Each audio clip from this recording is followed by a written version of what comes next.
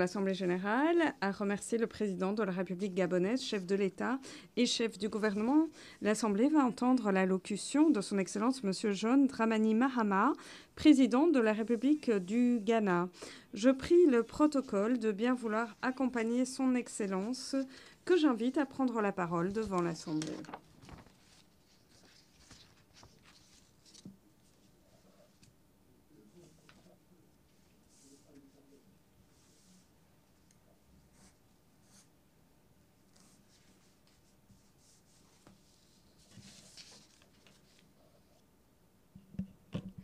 Madame la Présidente, Monsieur le Secrétaire général, Excellences, Mesdames et Messieurs,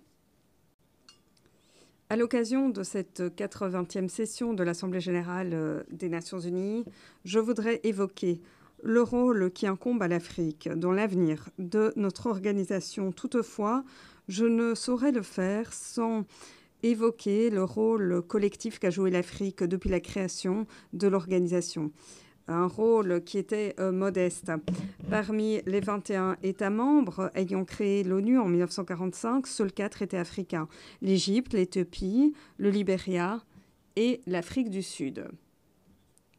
Il est important d'indiquer que l'ONU est né sur les cendres de la Deuxième Guerre mondiale en raison de l'incapacité de son prédécesseur, la Société des Nations, d'éviter un conflit mondial à grande échelle,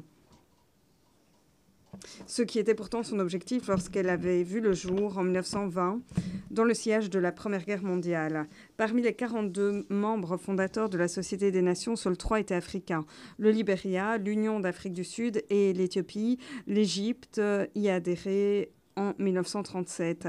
La participation de l'Afrique à la création de l'ONU était donc minime et peu importante.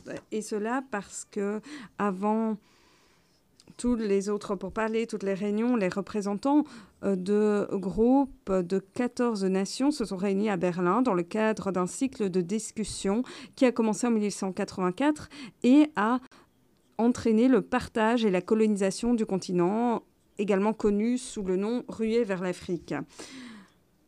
Le passé est souvent le prélude de l'avenir. Eh bien, par le passé, la majorité des 54 pays qui composent l'Afrique n'ont jamais eu voix au chapitre lorsque le nouvel ordre mondial a été dessiné. Mais la donne a changé et le rôle de l'Afrique dans l'histoire à venir sera majeur. Selon les projections de l'ONU, d'ici à 2050, plus de 25% de la population mondiale devrait résider sur le continent africain. En outre, à l'horizon 2050, un tiers des jeunes âgés de 15 à 24 ans habiteront sur le continent africain. Donc, vous le voyez, l'avenir du monde est africain. Et je le répète un peu plus fort pour ceux d'entre vous à l'arrière de cette salle, l'Afrique, l'avenir est africain. Déjà aujourd'hui, l'Afrique est un catalyseur du potentiel et du développement humain, mais également des réformes économiques et de la stabilité écologique. L'Afrique est le moteur de changements systémiques. Même si cette réalité vous semble un peu provocatrice ou déconcertante, c'est peut-être parce que vous l'examinez sous le prisme de siècles de racisme, de colonialisme, d'impérialisme et le parti pris implicite qui en réside. Peut-être que vous ne connaissez pas la résilience des pays africains, leur capacité à revenir sur le devant de la scène. Et c'est ce qui se produit aujourd'hui dans mon propre pays, le Ghana. Notre constitution limite le mandat des dirigeants à 2 mandats de 4 ans. En janvier, j'ai été investie pour un 2e mandat qui ne suivait pas mon premier mandat. Notre devise, le cedi ghanéen, et se déprécier rapidement. Nous faisions face à une inflation qui grimpait en flèche, une dette écrasante. Le moral était au plus bas chez mes citoyens. Mon gouvernement s'est directement engagé dans un programme ambitieux de transformation profonde visant à restructurer les fondements de notre économie et à être plus compétitif sur la scène internationale. Nous avons ainsi remis les compteurs à zéro. En l'espace de seulement 8 mois, nous avons réduit sensiblement l'inflation, qui est passée de 23,8% en décembre 2024 à 11,5% en août 2025, rétablissant sans la stabilité des prix pour nos citoyens. En outre, notre devise s'est fortement appréciée par rapport à d'autres devises et Bloomberg a indiqué que c'était la devise qui affichait les meilleurs résultats au monde à un certain moment. Notre note, pour ce qui est de notre crédit, a permis de rétablir la confiance des investisseurs. Et ainsi, la population a vu que les élus permettaient à tout le monde d'avancer résolument. Je pense qu'à l'occasion de cet anniversaire, l'ONU devrait également engager un processus permettant de se recalibrer, de remettre les compteurs à zéro. Depuis la création de l'organisation, le nombre d'États membres a quasiment quadruplé. Et en toute honnêteté, le monde d'aujourd'hui est bien différent de celui de l'époque de la création de l'ONU. Je l'ai mentionné précédemment, j'ai commencé donc mon deuxième mandat en janvier. Mon premier mandat avait pris fin en janvier 2017.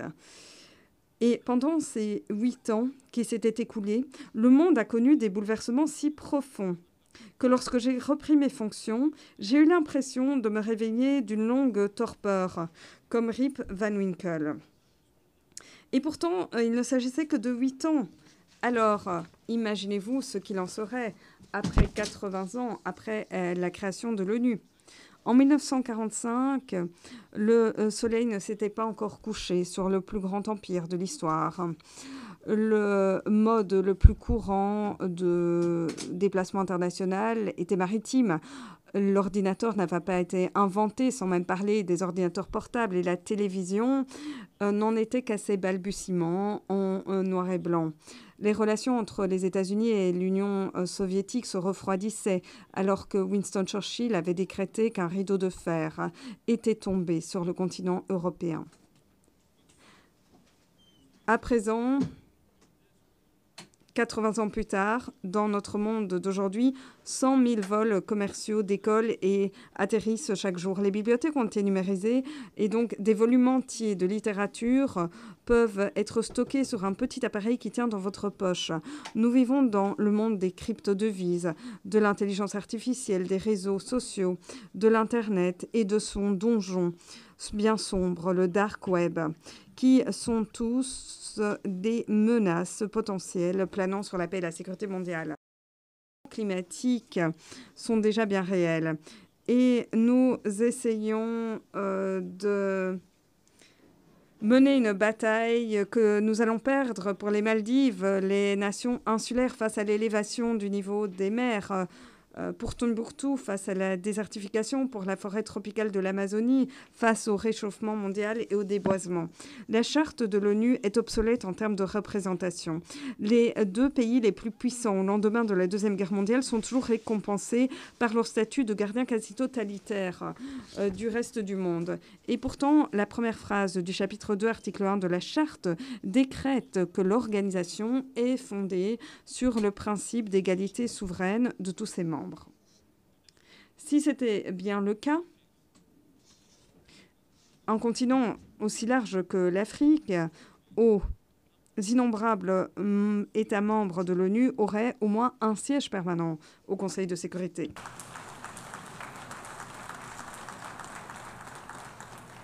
Furthermore, we believe... De surcroît, nous sommes d'avis que le droit de veto ne devrait être l'apanage de 5 nations, ne devrait pas être absolu. Il faudrait créer un mécanisme qui permettrait à l'Assemblée générale de contester un veto. Aucun pays ne pourrait exercer un droit de veto absolu pour servir ses propres intérêts dans un conflit. En 1995, à l'occasion du 50e anniversaire de l'ONU, Nelson Mandela se tenait à cette même tribune. Et il avait dit « Les Nations unies doivent réévaluer leur rôle, redéfinir leur profil, refaçonner leur structure. En effet, l'ONU devrait être le reflet de la diversité de notre planète et garantir l'équité entre les nations dans l'exercice du pouvoir au sein du système des relations internationales de façon générale, mais au Conseil de sécurité en particulier. Fin de citation. 30 ans plus tard, nous, les dirigeants africains, formulons la même demande simple, celle d'un siège permanent au Conseil de sécurité avec le droit de veto. Aujourd'hui, Madame la Présidente, je me tiens du haut de cette tribune et je voudrais demander au monde entier, si l'on n'obtient pas ce droit maintenant, alors quand? Ce que nous exigeons, ce n'est pas seulement une réforme du Conseil de sécurité, mais également une profonde refonte de l'architecture financière mondiale qui est aujourd'hui défavorable à l'Afrique. L'Afrique devrait avoir davantage voix au chapitre dans les institutions financières multilatérales. Et comme je formule toutes ces demandes, je voudrais également appeler la levée du blocus de Cuba. Comme le docteur Kwame Nkrumah, le fondateur de notre nation, l'avait dit, nous voulons être l'ami de tous, l'ennemi de personne. Le peuple cubain a fait couler son sang sur le sol africain dans notre lutte contre l'apartheid. Et Cuba est un ami très fidèle de l'Afrique. Et le fait que je me tienne ici et que je formule toutes ces demandes et que tous les pays peuvent se réunir afin de traiter de questions planétaires cruciales, présenter leurs doléances, exposer leurs préoccupations, c'est pour toutes ces raisons que la survie de cette organisation est cruciale. Dans toute vieille ville ou village, vous trouverez une place, une cour où autrefois se réunissaient les citoyens et leurs dirigeants. Les réunions, les célébrations s'y tenaient, tout comme les procès et les élections. C'étaient des espaces qui rassemblaient les personnes qui en faisaient des communautés. Hélas, la technologie, le temps qui s'est écoulé ont fait disparaître ces espaces. Madame la Présidente, à maints égards, l'ONU est la place centrale de notre village mondial. Il n'a jamais été aussi important de protéger cet espace qui réunit les nations du monde en tant que communauté. L'Internet, les réseaux sociaux, l'intelligence artificielle nous donnent l'illusion de la connectivité, alors qu'en fait, ils renforcent l'isolement en utilisant des algorithmes qui veillent à ce que nous n'ayons pas accès à de nouvelles idées, à de nouveaux points de vue, mais il s'agit plutôt de caisses de résonance. On nous présente des faits alternatifs, des images manipulées, ce qui favorise la diffusion de la désinformation, la division entre les communautés. Nous vivons une époque bien périlleuse. Notre monde subit la montée en puissance du nationalisme et de l'instabilité économique. Le multilatéralisme s'effondre. Divers types d'agressions ont été commis contre la souveraineté d'autres nations et les nations tentent de contourner les garde-fous qui avaient été mis en place pour prévenir des conflits mondiaux à grande échelle. Et toutes ces conditions sont bien similaires à celles qui ont mené à l'échec de la Société des Nations. Le refus de délivrer des visas au président Abbas et à la délégation palestinienne crée un triste précédent et devrait inquiéter vivement tous les États membres de l'ONU.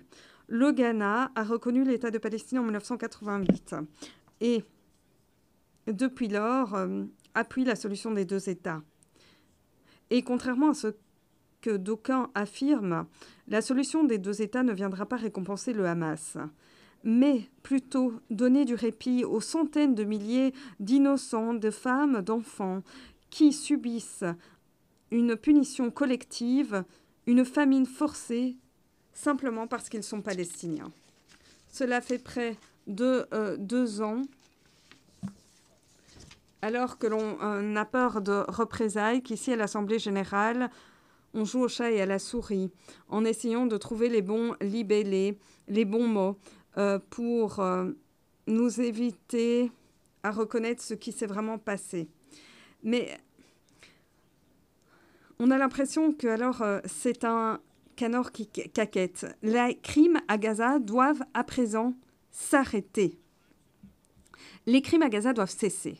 Madame la Présidente, je voudrais également attirer votre attention sur le conflit qui fait rage au Soudan, qui a été dépeint par l'ONU comme la crise humanitaire la plus vaste au monde. 12 millions de personnes ont dû suivre leur foyer.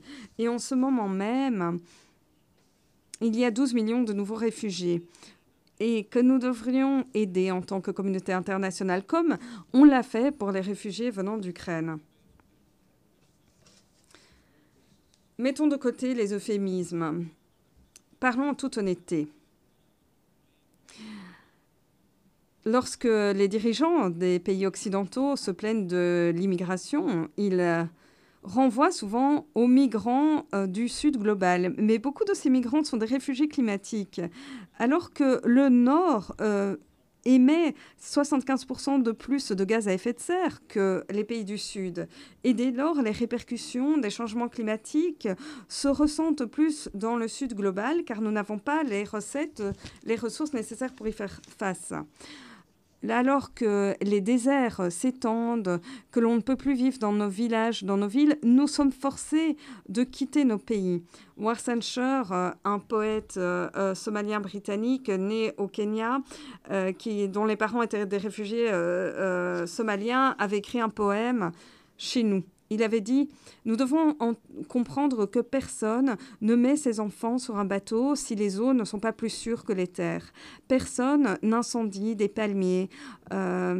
Personne ne veut passer des jours et des nuits dans un camion en mangeant des journaux. Sauf si ce voyage est plus qu'un simple voyage. Madame la Présidente, la cruauté ne peut devenir une condition normale, ni la haine, ni la xénophobie, ni le racisme. Nous devons dire la vérité. Lorsqu'on parle des migrants, on parle de Mamé et aussi Mansa Frimpong, juge à la Cour du district central de Californie. Elle est la première femme noire dans ses cours de Californie. Elle est née en Amérique, ses parents venaient du Ghana. Nous, on parle de Peter Bosman, un médecin né au Ghana qui s'est rendu ensuite à Piran, en Slovénie, dans les années 1980. Il a été le premier maire noir de Piran, le premier maire noir de Slovénie et de l'Europe de l'Est. On parle également de T. Michael, un artiste ghanéen, et bien sûr de Kofi Annan, l'ancien secrétaire général de l'ONU. Donc ancien secrétaire général de l'ONU et lauréat du prix Nobel de la paix, qui est né au Ghana, mais a passé sa vie adulte en Amérique et en Europe. Ce sont des personnes qui ont changé le cours de l'histoire dans les pays dans lesquels ils sont arrivés comme les migrants et les enfants des migrants. Ces migrants ne sont pas des envahisseurs ou des criminels.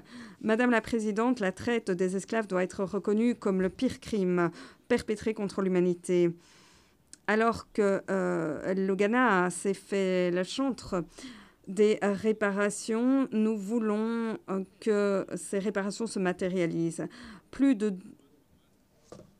12,5 millions d'Africains ont ainsi été transportés contre leur gré pour garantir la richesse des pays occidentaux puissants. Nous demandons des indemnisations pour cet esclavage, pour la colonisation de nos terres, le vol de nos ressources naturelles, ainsi que d'objets culturels et de patrimoine culturel qui doivent encore être restitués.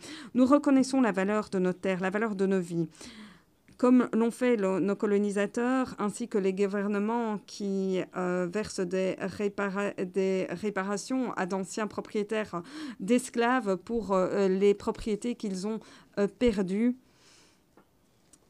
Madame la Présidente, notre monde qui est marqué de plus en plus par l'insécurité s'accompagne d'une croissance en flèche des budgets de la défense, des partenaires bilatéraux et des coupes drastiques dans l'APD. Depuis juillet 2024, on constate une chute de 40% de l'aide humanitaire vers l'Afrique. En ces temps marqués par l'incertitude mondiale, l'Afrique doit exercer sa souveraineté sur ses ressources naturelles pour mobiliser des ressources aux fins du bien-être de ses citoyens. L'époque où l'on fournissait des concessions pour servir les intérêts mondiaux et les intérêts étrangers, l'exploitation, cette époque est révolue. Il faut que nous apportions une valeur ajoutée à nos ressources. Nous sommes las d'être dépeints sans cesse comme des personnes pauvres, malades, qui vivent en périphérie de ces zones de concession de ressources naturelles contrôlées par des étrangers. Nous sommes las de devoir extraire toutes ces ressources et de ne pas être respectés, vus comme des personnes dignes. Nous sommes là de ne pas être dépeints de façon qui mettent en avance nos richesses, la complexité de notre histoire. Je voudrais me faire l'écho de Arundhati Roy qui a écrit « Un autre monde n'est pas seulement possible, mais est en train d'émerger ». Et je peux entendre, lorsque tout est calme, sa respiration. Je voudrais dire que pour l'Afrique et pour ma fille de 18 ans, j'espère que l'avenir de notre monde garantira sécurité et égalité pour les femmes et les filles. Et pour cela, nous devons permettre aux femmes et aux filles de déployer tout leur potentiel. En guise de conclusion, Madame la Présidente, je vous félicite pour votre élection à la présidence de la 80e Assemblée générale. Vous n'êtes que la 5e femme à le faire. Je voudrais également féliciter son Excellence Nana Jeanne Opoku-Agyemang, la première femme vice-présidente du Ghana. Aujourd'hui, chaque fille ghanéenne sait qu'elle peut atteindre des sommets. Les mots comptent, mais la représentation compte encore plus. Voilà pourquoi le Ghana attend avec intérêt la nomination d'une femme en tant que secrétaire générale de l'organisation dans un avenir proche. Madame la Présidente, Excellence, merci de votre attention.